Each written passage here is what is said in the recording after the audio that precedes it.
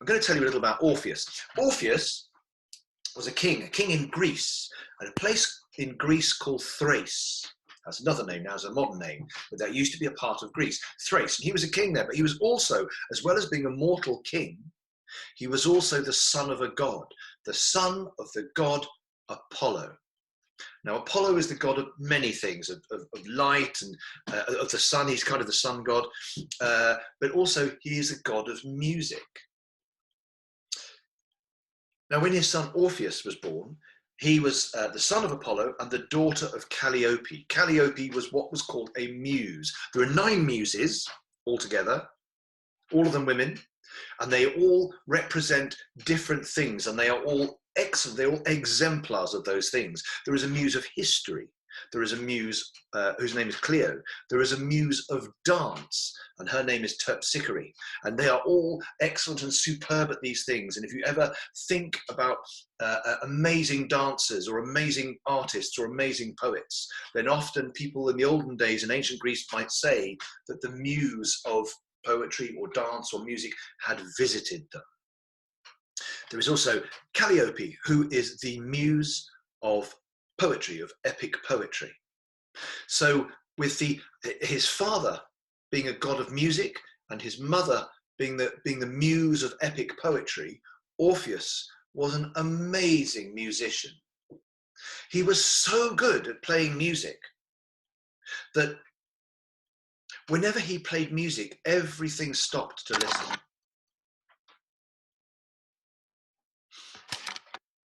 He could charm people. People who wanted to listen to his music would sit and be in wonder. They would be entranced. And when his music was happy, they would feel happy. And when his music was sad, they would also feel sad.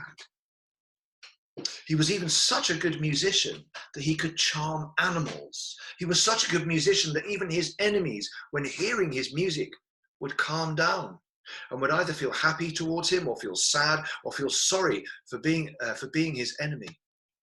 In the story of Jason and the Argonauts, Orpheus is invited to go along on the Argo, on the boat, and he uses his powers of music, his magical musical powers, to save the Argonauts and the Argo at various points. At one point, he helps the sailors, the Argonauts on the Argo, when the sirens are singing. Not sirens as in...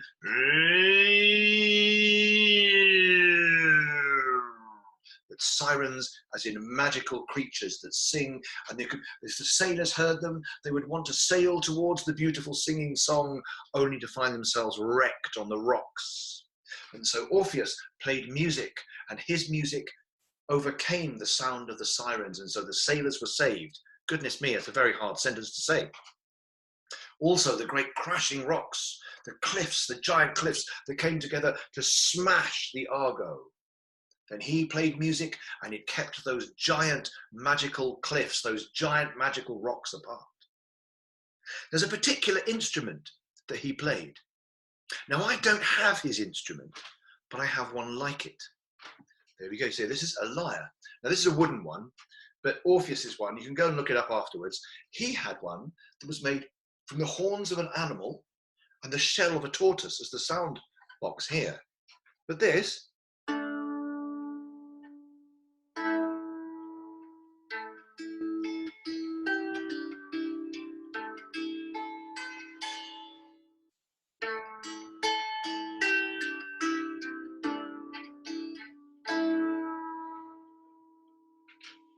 Orpheus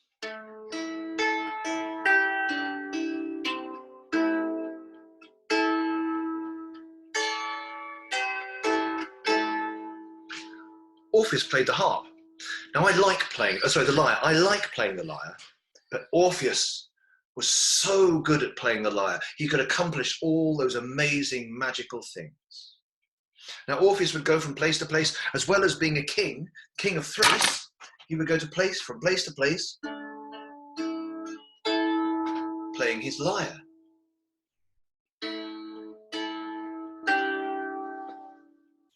And one day, he was walking through the woods. Now, the woods in Greece, because this is where it's set, in Greece, there may be great big pine trees, there may be larch trees, there may be cypress trees, thick, thick-bodied, old trees. Plenty of olive trees in Greece as well. Olive oil, there's a joke in there somewhere, make it up yourself.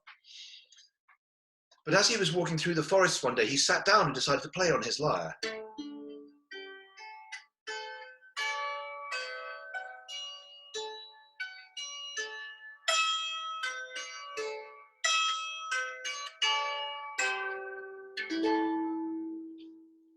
And as he was playing, a tree spirit stepped out from one of the trees, a wood nymph, as you might call her, or a dryad is another, the Greek name, a wood nymph or dryad. And she stepped out from one of the trees, because in those days, the trees had spirits, the trees had souls, the trees were all alive.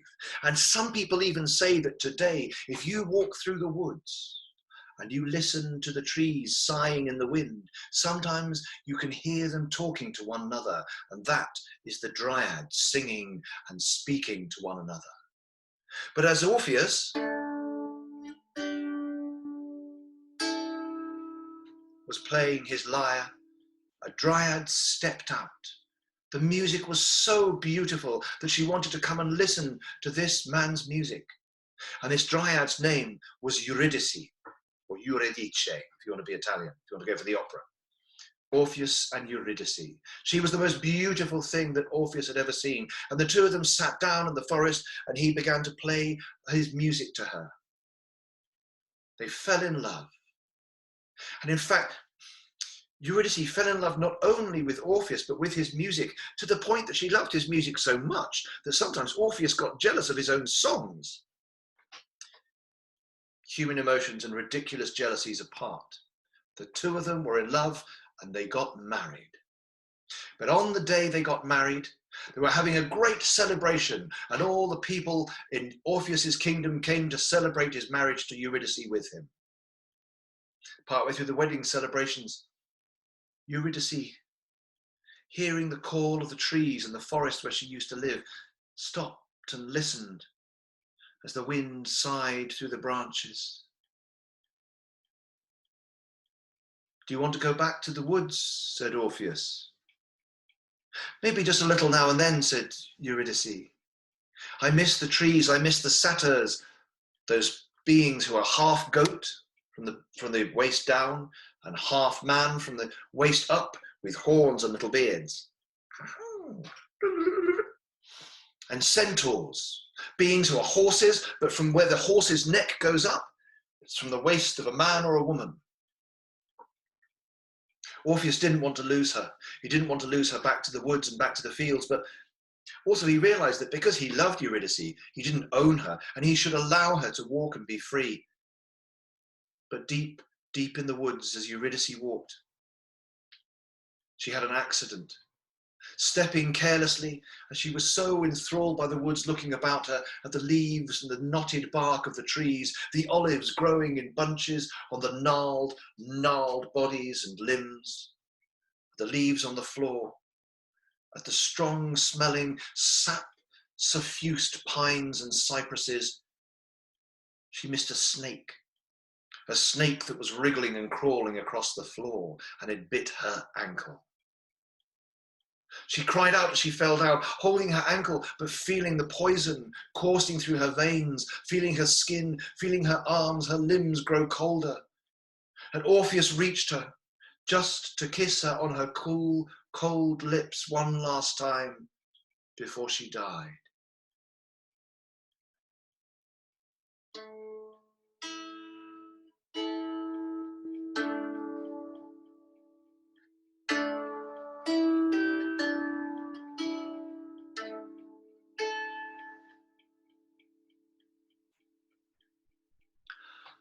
"I will go and get her back," said Orpheus. "I will get her back." And he went to Mount Olympus. His father Apollo was there, but Orpheus petitioned Zeus, king of the gods, and said, "Zeus, please, bring back my wife. We were only married today. We are so much in love." But Zeus said, "I am the god of all above the ground. I am the god of the sky, of the land. And my two brothers, Poseidon, he rules the sea. But my other brother, Hades, rules the underworld, and I cannot go against my brother's rulings. You must go and see him for yourself. So he did. He traveled across the land until he found an entrance to the underworld, a gap, a crack in a cliff that was like a cave opening, and traveling through, down the winding passages, through the echoing corridors of stone, one of the many, many entrances to the underworld in this world. He eventually came to a river, and there at the side of the river was a jetty, like a small wooden bridge leading out into the water, the misty black water that he knew that if he touched that liquid, he would forget everything. But he went to the end of the jetty, and there was a bell hanging there, and he hung the bell. They rung the bell.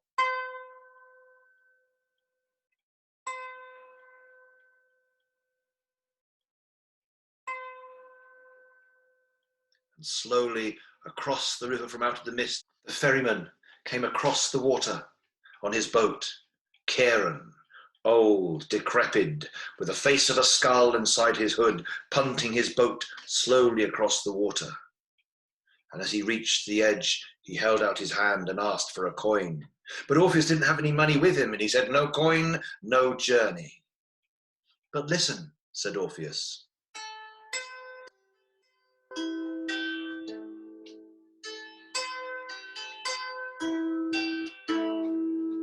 And he started to play music on his lyre, and Charon had not heard music for years, for decades, for centuries, for millennia. And it heartened him, and he remembered the old days, the mortal days, so long ago. And he took that as payment instead and ferried him across the river into Hades' kingdom. Hades, the king of the underworld, his kingdom also known by his name, Hades, the place where the dead went. There are 3 different parts to Hades. There is Tartarus, the fiery hells of Tartarus, where the bad spirits go. Then there are fields of flowers, those are not being too bad, but not too good. And they will live there for 100 years until they are ready either to go up or go down. And then there are the Elysium fields, that place where people who are pure of heart, or people who have done great deeds, or who have been kind people, will go, and their souls will rest in a heaven-like place. But the corridors of Hades itself was filled with the lost souls trying to find their ways to one of these 3 levels of Hades' kingdom. And he could see his wife Eurydice. There she was, ahead of him, walking through the tunnels, blank-faced, cold, pale-skinned, blue-lipped, blank-eyed. He walked up and took her hand, but she slowly turned to look at him, and was as if she was looking straight through him. Eurydice, my love, come with me, we will go and see Hades, and we will ask him to restore your soul and restore you to life." And so he took her hand, and she just followed him to Hades' throne room, and there was the dark god. Now, just to be clear, Hades is not the god of death. He's the god of the underworld. The god of death in the Greek mythology is Thanatos, who's also, I know, become a supervillain in other things as well. But Thanatos is the god of death. Hades is the god of the underworld, and is always trying to increase the size of his kingdom to match those of his brothers Poseidon in the sea and Zeus above the ground. And everybody who dies comes to Hades. "What are you doing here, uninvited into my land?" said the Dark King, sitting on his ebony throne, his queen Persephone sitting beside him, beautiful but pale and lonely. "I've come to ask you to return my love, return her to life." "Nobody is ever returned to life," said Hades. "Once they come here, they never leave." "Please," he said, "please, allow me."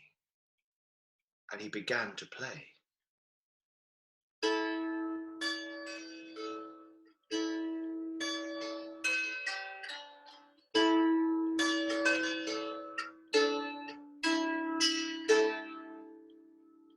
The music was beautiful, and it moved Hades. It moved him so much, and he felt so much that one iron tear fell from his eye and ting rang on the floor, but still he was resolved. No one leaves my kingdom once they have come here. And then Orpheus played again, but this time he played to Persephone, Hades' queen.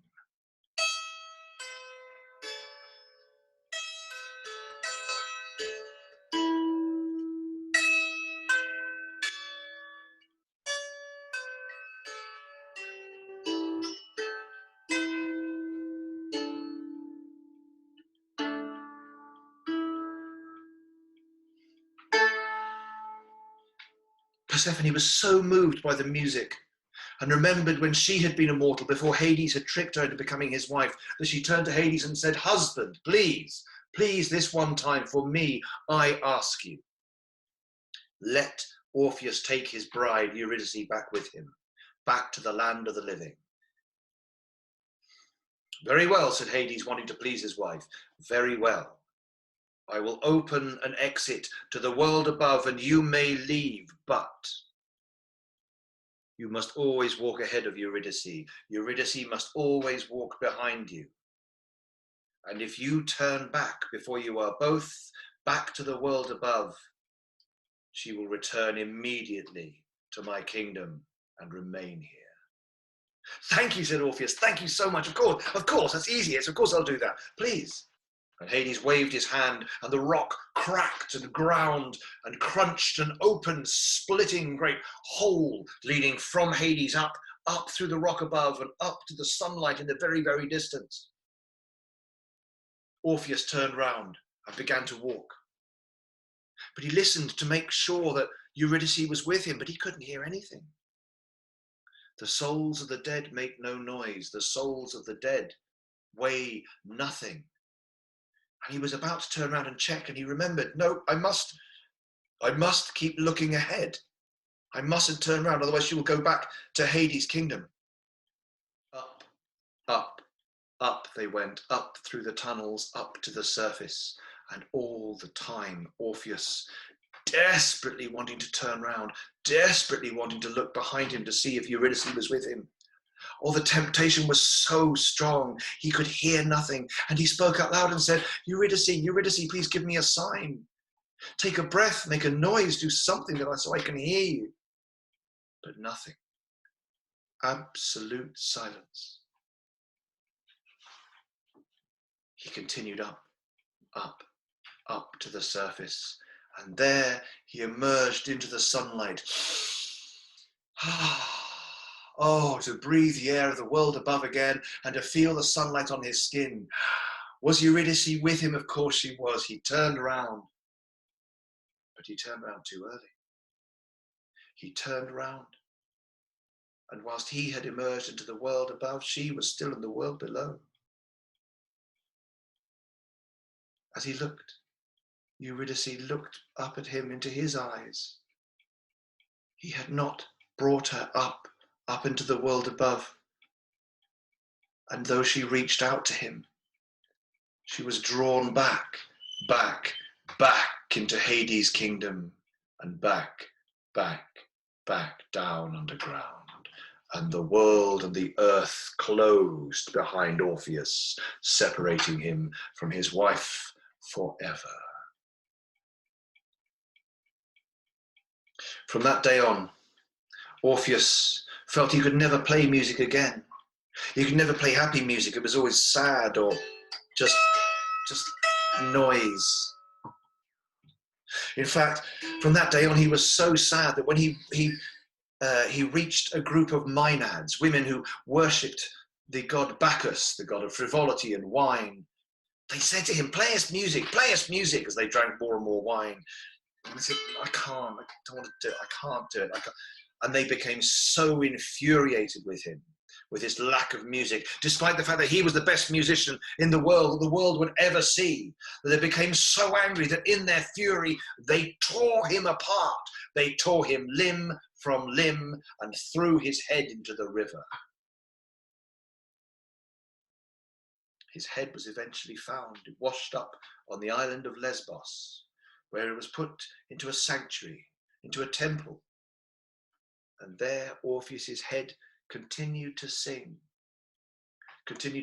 sad songs and give prophecies of the future, until Apollo took pity on his son and quieted him.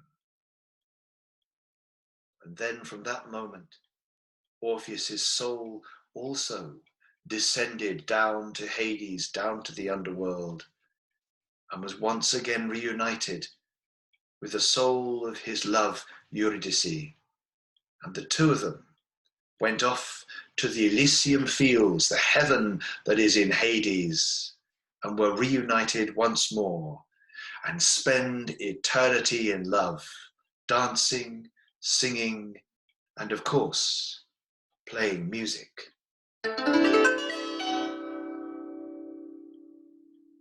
Thank you.